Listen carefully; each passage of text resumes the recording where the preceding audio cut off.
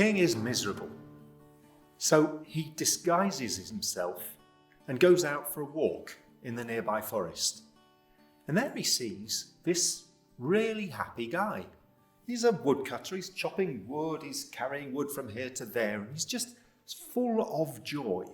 And you know how sometimes happy people can be infectious? So the king, he returns to the palace and he's feeling good. And he says to his counselor, you know what? I met a truly happy chappie. His counselor says, Your Majesty, he's not really happy. Take away his livelihood, then we'll see who's happy really. So the king bans woodcutting throughout the land, and he returns to the forest in disguise. And sure enough, his happy chappie is still there, and just as happy as he was before, dancing around, singing, whistling, and the king comes up to him in disguise and says, Tell me, why is it that you're still happy? I hear that the king has banned woodcutting. The happy chappie says, yeah, he has, but I take these wood and I carve them into little models and I sell them in the market next door. And it's, I was getting a bit old for doing the woodcutting anyway. The king returns to the palace just as happy as before. And he says to his counselor, he really is a happy chappie. The counselor says, yeah, take away his liberty, then he won't be happy. So the king orders all peddlers to be conscripted into the army on minimum pay. The king again goes out to the barracks right next door to the palace, and there he sees his happy chappie walking around practicing parades in a very happy kind of way. The king says to him, why are you still happy? I mean, you can't be peddling your models and you can't be cutting your trees.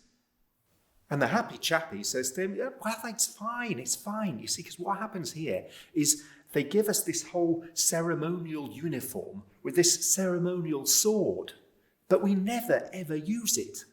So the ceremonial sword is made out of pure silver. I cut off the blade, sold it in town, and just replaced it with a wooden one. The king rushes back to the palace. He's even happy. He's still happy. We took away his livelihood. We've taken away his liberty, and he's still happy. The counselor says, yes, but if we put him in the face of death, then he won't be happy anymore. So the king orders an inspection, and all the soldiers are lined up. And there he sees his happy chappie, and he walks up to his happy chappie there in all his ceremonial gear, and he points to the person next to our happy chappie and says, your uniform is a mess.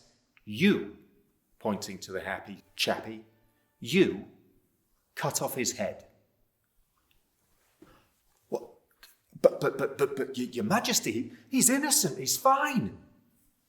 And the king, he says, if you don't chop off his head, I'll chop off yours. All right then. And he looks down and remembers what kind of a sword he has. Your Majesty, you know what? This man is innocent. And to prove it, God will turn my sword into wood.